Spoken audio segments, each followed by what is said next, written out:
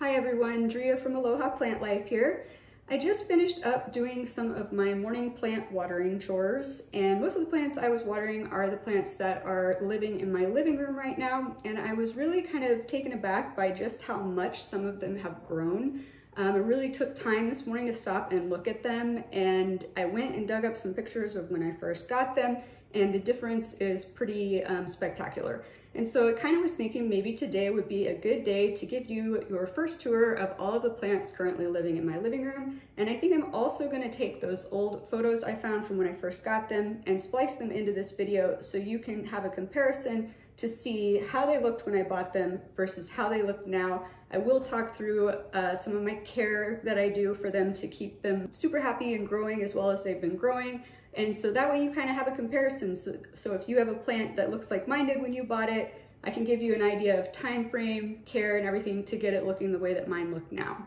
So let's go ahead and get started. I'm gonna grab that camera and carry y'all into here. All right, you guys, so the first plant that we are going to talk about on this living room tour is this Scindapsus pictus exotica. I absolutely love this plant. Let me get in close here so you can see how gorgeous these leaves are. They're a variegated silver on top of a deep, deep green. I am filming this at a time of day where there's not a lot of light in here because when it's bright in this room, there's a lot of harsh angles with the light and it makes it really hard to film. Otherwise, you would be able to see that it kind of has a shiny texture to it as well. Not anything like, say, a philodendron brandy, nothing like that shiny, but it definitely has a nice little sheen. This plant is an excellent plant for a lower lighting situation. However, it will do even better for you in brighter lighting, but you don't want to get direct light on it. It's super low maintenance. You don't have to water this plant very often. I water it maybe once every 2 weeks, if that, especially right now during winter. It is more commonly known as a pothos, even though it's actually not in the pothos family, or sorry, pothos genus. And most pothos that you hear about in plant stores or that you own are not true pothos. There's a long story that we won't get into right now behind why they're all called pothos in general. It is just another common name for them. So this is in the Scindapsus family. The other common pothos, which there's one over there that we'll talk about here in a second, is the Epipremnum. I don't know why I get tongue-tied every time I try to say that. And all of these plants are easy plants. They do like to dry out between waterings, but I do find that the Scindapsus, such as this, don't like to dry out quite as much as the others. As you can see, this nice new leaf here is nice and undeformed or anything of that nature. And the only reason I'm pointing that out is because when this plant gets thirsty, these leaves will start to curl under like this. That is a really good sign that it is definitely time to water your plant. So if you do have this as a hanging plant and you're short like me and you have to get out a step stool like the one I am standing on right now so that you can see a better angle of this plant, and you don't like having to get out that step stool to check your plants all the time, this plant will show you when it's thirsty. All right. Yeah, just a beautiful plant. And I really, really like it a lot. And I can't wait for it to start filling in more. This is pretty far away from some south facing windows. As soon as I get off this step stool, I'm going to show you those windows so you kind of have an idea. And it's still growing, putting out new leaves and looking good. So let me get off this step stool and I'll show you those windows and then we'll move on to these plants over here on the fireplace. All right, you guys, so before we move on to the other fireplace plants, these are the southern facing windows that I wanted to show you about. These are the main windows in my living room, and as you can see, it's pretty much a floor to ceiling situation. In my kitchen, which I'm trying not to show you a lot of because it's kind of messy in there, that is a southeast facing window, and there's also a door that is east facing with a window above it here. So this is all providing a lot of light for these plants that are over by the mantle, but it is the furthest away situation. Quick pan, there you can see how far away it is. But because there's so many windows and it's so floor to ceiling, there's still a lot of light. You can see that's pretty bright. I don't have any external lighting. I don't have the lights on in here. I don't have a ring light going on. I'm not using a flasher on my camera. So this is pretty bright. Let's see what time it is. It is, survey says, 3:30 in the afternoon here. And we are in the winter months right now, so the sun is going down earlier and it's still really, really bright. I really never turn the lights on in my house except for after the sun goes down, and the plants all seem to be totally fine with it. So but it is further away, so you are going to want some lower light plants such as that Scindapsus. And then now let's move on to these 3 plants here, and we will start with the one on the far left, and I will put a picture up of what she looked like before I got her. So this is an Aglaonema commutatum, and I'm thinking it's an Etta Rose variety. I'm not 100% certain on that, you guys. If anybody knows for sure, let me know. At one point I thought it might be a pink Dalmatian, but then I kind of wasn't sure about that either. The reason I'm not 100% certain is because these older leaves here have a lot of red on them in their variegation, as you can see, and these were already on the plant when I bought it, but all of the new growth that's been coming in is much more pink. This is the newest leaf. It hasn't hardened off yet, so that's why it looks so white, but it'll start to look more like these.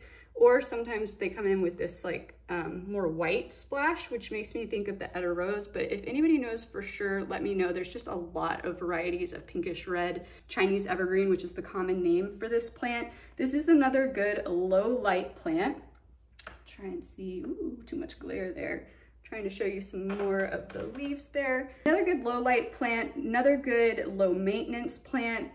This one, you're not gonna wanna let it dry out completely, but usually I'd say maybe a quarter of the way, maybe ½ inch might be pushing it, letting it dry out, but it doesn't, because it's kind of further away from the light here, it doesn't dry out that quickly.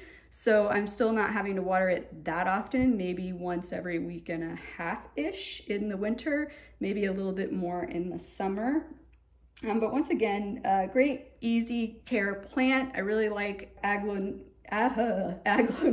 Sorry, you guys, I'm getting like tongue-tied today, or Chinese evergreens. I will, I do have other ones, just not in this room, so you will see more varieties of these in future videos. This next plant right here is a watermelon peperomia. That's the common name. It's actually a Peperomia Argyraeus, I believe is how you pronounce it. Once again, pretty low maintenance in a sense. Some of you out there who have had watermelon peperomias are probably like, lady, you're crazy. It's not an easy plant. It is a succulent-like plant, and this plant, this is one of the original leaves. It was kind of, a lot of these leaves that are curled like this were like this when I bought this plant. It has put out a lot of new growth, but I have been having a little bit of problems with it, and I will explain to you why. But here's one very pretty new leaf over here. That's what they typically will look like. So you can see that's much darker. It's got that silver variegation, but you can tell these leaves are very thick. They're very succulent-like leaves. So from that standpoint, you want to make sure you have a well-draining soil. I use Bonsai Jack's gritty mix, and I do about a half and half with soil here. Bonsai Jack's gritty mix is a succulent soil, and for my succulents I actually use only that, but you can see it's going to be super well draining. I also have it in this concrete pot, which is going to help as well, because this is going to absorb some of the moisture so that it's not just going to be sitting in there. So the size of this plant, the size it's at right now, I have to water it about once a week, but if it were bigger, it probably wouldn't need to be watered as often. It's pretty easy to tell when it needs to be watered though, because these leaves will start to feel thinner. I am going to, sorry guys, trying to control the camera while doing this. So I'm gonna rotate it around so you can see some more of the leaves. So you see the newer leaves have been coming in with this nice color, but then sometimes they come in and they get a little bit deformed. So what that actually really is, typically is a nutrient issue. These plants really need a fair level of calcium. And when you get regular fertilizer or like the liquid fertilizer or even the slow release, a lot of those are really just focused on nitrogen, phosphorus, and potassium. And these plants really do better with a full spectrum of vitamins and minerals, if you will, just like we do. So I have gotten a new fertilizer that I'm trying out. I'm not 100% on it yet because I've only watered it with it once. So I don't want to totally tell you all about it in this video. I will do a follow-up video or a separate video on just fertilizers in general and talking about the differences, and I will let you know if that works better, but I think it's going to help resolve some of these deformity issues.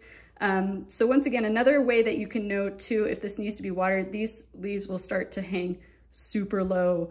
And when this plant gets big, and I'll show you, this is way more growth than what it originally had. I'll flash up or do an overlay so you can see what this plant originally looked like. it's gotten a lot of new growth, but when these get big, and I've only ever seen it once, and I'll splice in the picture if I still have it from a nursery in the area, it was like up to here, and it was massively beautiful, and just on these crazy long stems that were still staying up. They weren't falling over or anything. So if you do see them starting to droop, lots of times that can mean it needs to be watered, but also you want to be careful because it could mean that it's been overwatered. Root rot is the #1 problem with this plant. I actually really had a hard time, like when I was buying these, I actually bought one and one of these that we're gonna get to in a second. And when I first bought them, it turned out they were actually had been overwatered at the nursery. And when I got home, I just like barely tugged on the top and the whole crown came off because it had been overwatered. They have very delicate small root systems. So you really gotta be careful with overwatering. You definitely want to let them get root bound before you ever repot them. But other than that, they're not that difficult. Obviously, this one's doing great in this lower light situation. I actually think it's doing better here than where I originally had it. Another sign of too much light can be that these leaves start to look this more yellowish color and you lose your variegation. That means it's getting too much light. If it were to turn all dark green, too little light, so keep that in mind.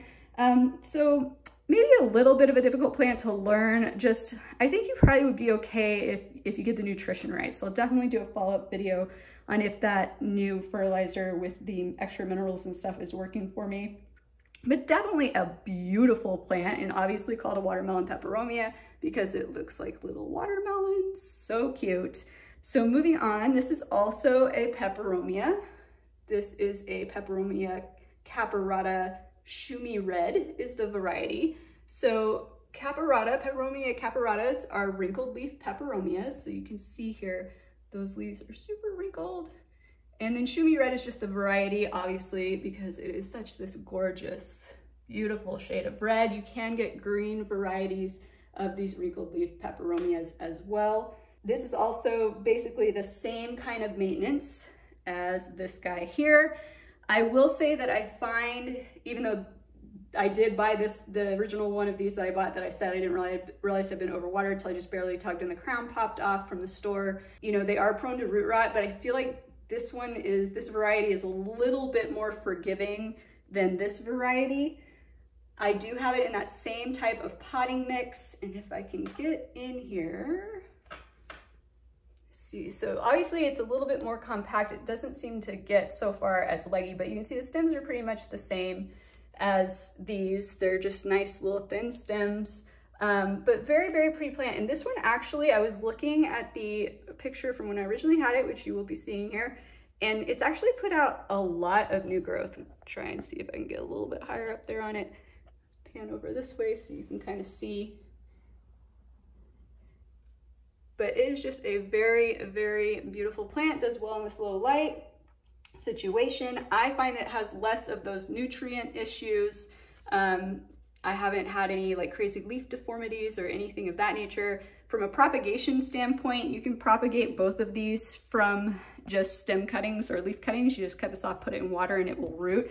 I actually have a really pretty propagation from this plant going on right now in the other room. This one though, I have had a harder time. It took me, like, I would cut leaves off and I would put them in water and they would do nothing, and then they would just like, the stems would disintegrate, and I was like, what is going on? Third time was the charm. I actually got one to root and I potted it up a couple of months ago in a little 2-inch pot, and I just saw yesterday when I was watering it that it's getting 2 little baby leaves coming in. So it looks like it has taken, I don't know why the first one struggled so much, but seems to be a little bit harder to get to root. You can also do it directly into soil. I have not done that yet though. I find the water method to be easier for these, but yeah, definitely a cute little plant. While we're on the subject, ignore that you can see this tack in here. I just rotated it before this video because it needed to be rotated. But another little note here, this is actually a candle holder. I'm sure you can see the glass in here. And it's just a fun way to kind of elevate some plants if you're trying to get a little height going on in your plant styling. This was pretty cheap. I think it was like 15 bucks before tax at home. And the pot like fits in the top of this perfectly. So just a fun, fun thing you can do. And I rotate my plants sometimes throughout the year, just depending on the lighting situations. And at one point I did have like a hanging plant here, which was kind of fun because it was like draping down. So just some styling ideas that you could do to keep in mind as well. So moving along, say hi to my grandparents. Moving along to this situation over here. And so once again, from a plant styling standpoint, I like to kind of just group, you know, some found objects, or this is a shell I got out of the ocean. And this is actually just, this vase is filled with some preserved moss that was in the top of another plant that I bought that was already potted. And I don't like having the moss sitting in there because I can't really get in there very well to check what the water level is. And once again, this plant is kind of sticking out of this decorative pot a bit, but it is a trailing plant, so it's not going to matter at a certain point here. This is an guys, I don't know why I can't say Epipremnum today, pinnatum Cebu Blue. So this is also commonly called a pothos. This is a Cebu Blue pothos. I'm actually going to rotate it around here for you guys. Let me pick it up so that you can, just bring it out here so you can see it a little bit better. So yeah, so this is a baby one. You can get bigger ones. I'd seen bigger ones around town, but I didn't want to pay what the going price is for the giant ones. And I was starting it out on my mantle where there's not like a ton of space for a big one right now. So I thought this will be fun to just watch it get bigger and start to trail over the edge here. Very pretty plant. It's got a slightly blue tint to it. You can see that's a new leaf right there. And they're kind of narrower, longer leaves compared to most pothos. Once again, pothos, common name, not actually part of the pothos genus. And if you see this here and you think that's just a torn leaf, well, it is torn, but there's also our fenestrations. This plant will get fenestrated, but typically it doesn't happen until it gets much older and much bigger. So it's kind of interesting that some of these leaves have tiny little fenestrations. There's some more new leaves coming in the back. Relatively quick grower, definitely another low light type plant. And unlike the Scindapsus that we looked at, this one, you can let it dry out a little bit more before it will need to be watered. And it will kind of give you a sign with the leaves, but really I just let it dry out when it looks almost dry. Typically, I still haven't seen the sign in the leaves that it wants water, and I just water it. Because it is a smaller plant, it is getting watered more frequently than if it was a bigger one, but still it's like maybe a week and a half, 2 weeks, that every 2 weeks that I water it. But yeah, definitely another great trailing plant. And it will cover up where that cover pot is, and then eventually trail down off the edge of the fireplace, which is kind of what I like, because if I back up here, if you can imagine it trailing off that edge, it's gonna break up that hard line of that fireplace, which will be really, really nice. Let's see, anything else I wanna say about that one? Not that I can think of right now. Okay, you guys, let me give me 1 second to kind of reposition here over to the next part of the living. All right, you guys, I'm pretty zoomed out here just so you can see this little plant trio here. And this is a plant styling situation that I am waiting for it to kind of grow into itself. So that plant that is hanging on the wall is going to trail down and eventually help tie these other two plants together. But for now, let's get over here and talk about the Monstera deliciosa. So this is my only Monstera deliciosa that I have. I absolutely love it. I got it at Lowe's for I think about $24.99 before tax, which it has gotten, I think, 3 new leaves since the time that I got it. It's one of my newer plants. So you're not gonna actually, I'm not gonna show you the original picture of it because it really hasn't, I mean, it's literally, okay, I'll throw it up there anyway. I'll throw it up there anyway, but there's really only been 3 new leaves. It's one of my newer plants. Wanted to get some more floor plants going on in here in kind of some of these voids by the TV and whatnot. I am gonna slide in here and sit down on the floor so I can get all up in this plant's business for you. And so, nice thing about fenestrations, Monstera deliciosa is these nice fenestrations that they get. And you'll notice that the older leaves don't have them. That is typical. So if you go to buy a baby Monstera, typically this is the type of leaf you're gonna see. It's still very beautiful and the baby ones are very pretty, but just know that eventually they're gonna get to this point. And part of the reason that they have these fenestrations, just a fun fact, is to help them not get as beat up in the wild. So if any of you have any elephant ear type plants that are outdoors, you know, or even like bird of paradise or a banana tree, you know that when the winds kick up, those leaves get shredded to bits. The wind just tears them up. So this plant developed a process to help combat that by going ahead and tearing itself up, but in a more beautiful way. And this then allows the wind to pass through the leaf without pulling that leaf every which way and tearing that leaf up as much. In certain situations, I'm sure they still get torn up, but it is a mechanism to help combat that. The more light these plants get, I find the more likely you are to have the fenestrations. But these plants do well in almost all types of light, even direct bright light. You do see them outside all over the place, like in places like Florida and whatnot. So they can tolerate that. I would say in your home, maybe don't go straight to like putting it right in a south facing window. You can always like kind of slowly move it towards it and see if it tolerates it. But the nice thing is they, once again, do well in low light. So this is probably getting a little bit more light than the mantle plants just because it is directly across from those south facing windows. It's still considerably far away from them, but it's getting the more direct pathway of the light versus the mantle. This plant really is not going to take a lot of maintenance. You don't want to let it totally dry out between waterings, but you do want to let it get, well, it's in a big pot, you guys, so you're going to want, if it's this big, to let it kind of go down maybe about halfway dry, maybe even a little bit more before you water it. It will let you know. These whole branches will start to kind of droop down. Oh, I heard a crack. I don't like that. Hopefully I didn't hurt you. I'm sorry. Sorry if I did. I think you're all right. They will start to droop down if they need to be watered, kind of like how this one looks a little droopy, but that's really just because it's an older leaf and it's on a thinner stem, as you can see. You do get aerial roots, you guys. So let me get kind of up in here again so you can see. This is an aerial root that's coming off here. These are toxic to pets. Thankfully, my cat Toby is very good about not really messing with the plants, although he does like to walk under them and swish his tail through them, but he does not try to eat them.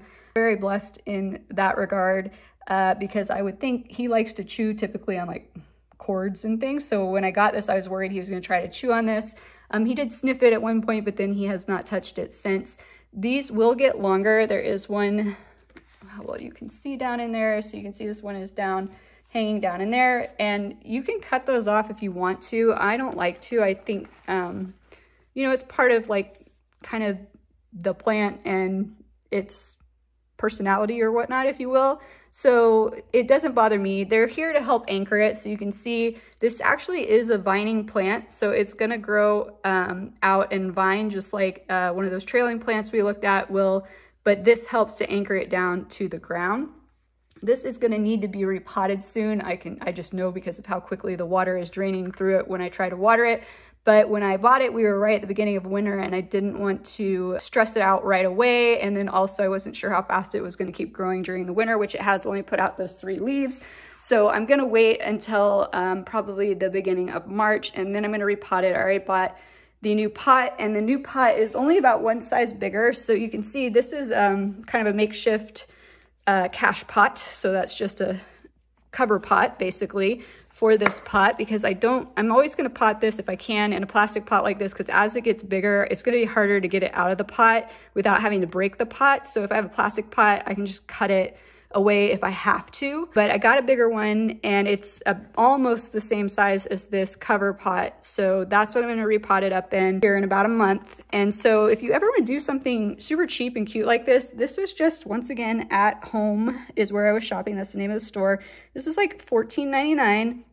And all I did was I took some plastic lining, which I think you can see here, that I had left over from a flooring project I did upstairs, and I just glued it along the top into here so that if there's a little bit of water still leaking from this when I water it, which I do take it out and set it on a tray to water it, but when I put it back in, if there's a little water dripping, it's, you know, this catches it and doesn't get all over the floor or anything, but it makes a cute little cover pot, right?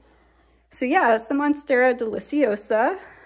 Absolutely love it. I will say you need to rotate this one fairly frequently, probably even more than doing it every time you water it because it will move to follow the light. So I just rotated it 2 days ago, and if you can see here, this is kind of leaning this direction. And 2 days ago, before I rotated it, it was straight up over here. So it moves really quickly with the light. So unless you want it to look lopsided, make sure you're moving it and rotating it. All right, let's move on over here. This is one of my favorite newer plants. So once again, I'll flash what it looked like when I got it, but it was a Christmas gift plant to myself. Sorry, I keep getting my finger into the camera shot there, you guys. So yeah, this is, well, depending on who you talk to, well, that's kind of a complicated thing too. I'm gonna call this a Ctenanthe setosa silver star. The reason I say I'm going to call this is because that's what this used to be called, was a Ctenanthe setosa, and then the variety is just the silver star. It has since then, I believe, been reclassified as a calathea, which calathea is not even calathea. I'm telling you guys, this stuff changes all the time. So unlike the quote unquote pothos that we've looked at, the calatheas were originally in the genus Calathea. It was just in the last few years that they got moved into Geopertia, I believe is how it is pronounced, but everybody still calls them Calathea because nobody has gotten on board with that and it's harder to say. Maybe that's why, I don't know. But regardless, Calathea is what you might see this labeled as, Calathea setosa silver star, or a gray star, although I think gray star actually is a little bit different. I think you can see this fishbone pattern on these leaves that I absolutely love. Is pretty thin in nature, and I think on the gray star it's thicker. I think that's the difference. But one of the things I love about this plant is these tall, skinny leaves that stay compact here at the bottom, so you can see nice and compact. This new little offshoot coming in there, so fun. And then the leaves, because it is a Ctenanthe or a Calathea, both of those species will move their leaves up and down to follow the light, just like Marantas. They're all commonly called part of the prayer plant family, and all of those plants do move their leaves. So these leaves go up and down throughout the day. It catches me off guard sometimes when I see them moving out of the corner of my eye, but just generally a very beautiful sculptural plant. Prayer plant family plants tend to be a little bit higher maintenance, but I will tell you that the Ctenanthes I find are less complicated and more forgiving than the true Calatheas. The number one thing is that they don't like to dry out completely. This one is going to need to be watered in the next few days. You can't really tell, but it's starting to get dry, and you don't want to let it get too dried out, but they have delicate root systems, so you don't want to overwater them. Yellowing of the leaves probably is going to be your first sign that you've overwatered it. If you think you've overwatered it, just stop, try and let it completely dry out. There are some other things you can do to help it recover, and I will be doing here soon a recovery video on plants, so make sure you check that out if you think you have that situation going on. But yeah, just a really, really beautiful plant. I love these undersides of the leaves are this reddish color. It's really pretty. In the winter, you might start to get a little bit of drying tips. That is a common problem with Calathea, but once again, this has almost none of that. And that's why I'm saying I'm going to still call it a Ctenanthe, because it behaves more like a Ctenanthe in terms of not getting all those dry ends at during the winter when it's less humid. So really, really awesome plant. And propagation on this one is by division, so you have to separate out the plants. So as I was saying here, this is a new offshoot right here, and it's a totally new offshoot. It's not a new leaf coming off of an existing leaf. So that's what happens. It'll keep growing more and more offshoots. And then if you want to propagate it, you just, when you're repotting it, you separate it. And one day I will do a propagation by division. It's just not my favorite thing to do. It kind of stresses me out having to pull roots apart from each other. But one of these days I will do one with one of my division plants that can only be done by division, so you guys can see it. So moving on to the plant that I put up here that's going to be trailing. This is my other Scindapsus pictus. The lighting is a little bit weird here. There we go. So like the Exotica, only this is an Aglaonema, I believe, as well. Argyraeus, that's what it is. And so it has those satin leaves and it has that silver variegation, but you can see it's much smaller patterning and much smaller leaves. These leaves are going to stay much smaller. They come in a brighter green and then they get into that darker green, and this will end up trailing all down the front side of this pot, like I said, and create this gorgeous flow down to tie it into these other plants. It is relatively quick growing, but once again, this is a relatively recent purchase when I decided I wanted to do something in this area next to the TV. But it has grown quite a bit, I feel like. So I'll throw up the picture from when I first got it, which I believe is also back in December. And yeah, so you guys can see kind of what's happened with it. But just like the Satin Exotica that's hanging over by the fireplace, same care requirements, pretty low maintenance. You're gonna let it dry out, just not quite as much as you would with Epipremnums. Hey, look, I said it without stuttering over it. But yeah, once again, really pretty. So if you like the Satin Exotica, but maybe those leaves were too big for where you want to put it, this will put out these smaller leaves. The leaves will always be smaller than that Satin Exotica. And if you're curious about this styling method, this is a plant ring that is attached to the wall there. And typically I don't like to do plastic cover pots.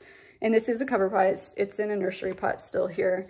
I like doing that because then if I want to move plants, I'm not stuck having to, you know, put it in somewhere where the decor matches, right? Which I guess if you're always doing all white pots, maybe you could just put them anywhere. But regardless, I wanted it to be in a cover pot, but I was worried about putting something that was too heavy in this plant ring, even though it is put into the wall with drywall anchors. You know, I just figured why risk it? And even though this pot is not the most attractive, it is going to cover it up as it trails down. So that is that. And let me get resituated, you guys, and we will pick up on the other side of the TV. Okay, guys, so once again, this whole TV situation was a December purchase. So this is another new plant. This is an Alocasia tiny dancer. And it is a member of the Alocasia family. It is very different looking, probably the most Alocasias that you're used to seeing. Most Alocasia are more like elephant ear type shape to the leaves, but these leaves are these tiny little leaves, hence the name Tiny Dancer. And you can see they're small and they're actually kind of cupped. You see that cupping there? Which I'm not gonna lie to you is kind of a pain when you try to keep the leaves clean because dust collects in there, but it's really cute and it stays pretty small like this. And the leaves just kind of look like they're kind of like dancing, right? And this one has not gotten any new leaves yet because I did receive it right when winter was starting. And in case you don't know this, Alocasia do typically go dormant in the winter. So if you don't get a lot of new leaves or if it dies back to the soil, do not throw it away. Just don't water it, put it in kind of a shaded spot, and it will most likely bounce back as soon as springtime rolls around. Now, typically you won't see that kind of drastic dieback happen in your house unless it's a high humidity one. This one is.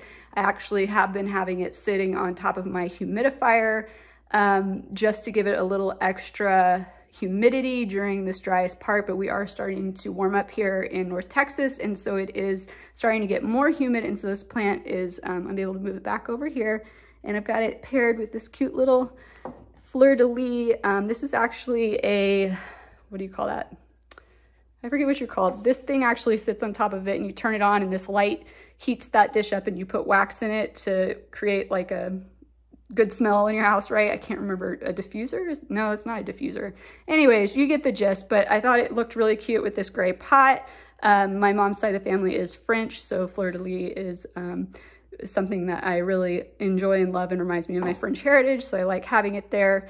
I will show you one thing that happened. So this plant came in with a damaged leaf. So this was just, it was just torn, it got torn in shipping because they're delicate little leaves, but that leaf's still thriving.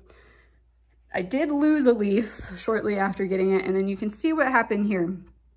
So right when when winter started here, the first time I really had to use the heater when it really got cold, the heat actually went out, my HVAC system broke, and I had to completely replace it downstairs. But I woke up and it was freezing in here, and then I started looking at my temperature gauges and my humidity monitors, and I realized we had dropped down to 53 in here. These plants that I have in this house in general, most of them will not survive below 55. So immediately this plant's leaves started melting. So that's what leaf melt looks like. And originally they looked really kind of dark and mushy, but they were the same color as the center of the leaf. Now that it's been, you know, a month or so, that portion that was damaged is just starting to get dry, right? but the rest of the leaf is still alive and healthy, so I don't want to cut it off. I don't want to potentially, I don't know. I prefer to leave leaves that are just have damage like this and are still like healthy in the middle on. Sometimes with alocasia, I feel like when you start removing too many leaves, the other leaves start to stress and suffer, and especially in the winter. So I didn't really want to do that. So it's just kind of hanging out there. And I did lose one leaf completely to leaf melt when that happened. But you'll know leaf melt when it's going on because it kind of looks like when you cook spinach, your leaves will suddenly be nice and like a spinach leaf, like this, you know, could be a spinach leaf. And then suddenly it will start to look wilted, like when you cook spinach. That's leaf melt. Lots of times that is caused by either a humidity issue, or in this case, the temperature got too low. I knew for sure that that's what had caused that problem. I immediately moved this plant and all the other plants upstairs. It took me quite a while because the upstairs heat was working, and then we all lived upstairs for a while until the downstairs system got replaced. But love this plant, super cute, a little bit higher maintenance just because it is going to want that higher humidity. And from a watering standpoint, kind of like the Monstera, you're going to let it dry out a bit, but you don't want to let it dry out too much. It will start to get a little wilted. You might get some brown tips on the leaves if you're waiting too long to water it. So typically you want to just check that soil. If it's at least halfway dry, usually you're pretty good, maybe 3/4 of the way dry, but this plant will also let you know pretty quickly if you've overwatered it, because if you go to water again and all of a sudden your leaves immediately start turning yellow, that's a good sign. You've overwatered it, back it off. But yeah, Alocasia Tiny Dancer. All right, let me get resituated again. We're gonna move over to the majority of the plants, which are over and around the couch. All right, you guys, so this first plant, unfortunately, is not looking entirely its best. You will get to see one of its siblings that's looking better in the kitchen tour whenever I do that one. But this poor guy apparently, or not apparently, unfortunately got some spider mites from another plant of mine that I had in here that I have since put into isolation. And yeah, so we've lost a lot of our leaves down here at the bottom. And I think we've kind of gotten rid of the spider mite issue. I think we'll start taking off again here in a month or so. When spring hits this plant, I do notice a very big slowdown in growth during the winter. But this is commonly called a money plant, but this is not what most of y'all are probably picturing when I say money plant. You're probably picturing that braided plant that looks a little bit more like a tree. So this is actually technically scientifically named a Lunaria annua. It's also known as a silver dollar plant. So if you've ever seen and I'll see if I can find a picture to splice in here, in like floral arrangements, those dried, it looks like a stick of dried little silver, round, just dried pod looking things. That's actually the seeds of this plant. And this plant is a biennial plant. I think I pronounced that right. So it only lives for 2 years. So this was actually my first houseplant, you guys. I had 5 seeds that were given to me in like one of those little grow kits as a thank you gift. And it had a little peat moss disc that you hydrated and you put the seeds in there and they grew. And I had them all growing in one pot. And then they started getting kind of deformed leaves, like you can see kind of up here at the top, because they were growing so fast that they were out, and they were all in the same pot, and I'd already repotted them twice, but they were just kind of choking each other out. So back at the very beginning of fall, which I should have either done it sooner or waited probably until this spring to do it, I separated them all out. And so now they've all been sitting there not growing, and they just have kind of their deformed leaves. But typically this plant will have leaves that look like this. They're kind of arrowhead shaped or heart shaped, and they'll be totally flat except for that texture that's on them. So like I said, this one's had a few little woes, but it will start to pick up again. So this will be my second year having this. So at the end of this season, this should produce those seed pods. And then from that, I can regrow it again. So it'll be interesting to see how that plays out. I will do a whole separate video on that plant and that process so we can see how it goes together. But yeah, money plant, pretty low maintenance. Like I said, I've had it and grown it from seeds and not had problems with it. So you'll see the pictures I'll splice in of when it was a baby and how crazy it looked and kind of how it grew with its siblings. And now you're seeing how it looks separated. But yeah, I water it like maybe once a week. and you don't want to let it get like too dry, but you definitely don't want to let it get too wet. And this, if these were all nice big full flat leaves, you would know real quick if it needed water, because they would start to go limp on you, and the leaf wouldn't, you can hear probably how like textured and stiff that leaf is. It would start to get super limp if it needed to be watered, so you would know. So I really like plants that make it easy when because they tell you when they need to be watered. You just look at them and you're like, oh, you need some water, versus other ones where you're like, do you need water? Do you not need water? I'm not sure. So this is a real easy one, but do realize that you will only have this plant for 2 years unless you choose to regrow it from seeds again, in which case you could keep having them forever and ever. So yeah, that's the Lunaria, annua, money plant, silver dollar plant, whatever you would like to call it. All right, you guys, so in the process of editing this living room tour video, it became very apparent that it was pretty long. And so I've made the decision I'm actually gonna break it up into 3 parts, 3 separate videos, but I am gonna load them all at the same time. So if you're watching this one, parts 2 and parts 3 are already there for you to go watch right now, should you desire to do so, or if you wanna pick it back up at a later time or date, you can. So once again, thank you so much for joining me today on the first part of this tour. I really appreciate it. And if you haven't yet, click that like button or hit that subscribe button, please do so. And I look forward to seeing you guys again next time. Aloha.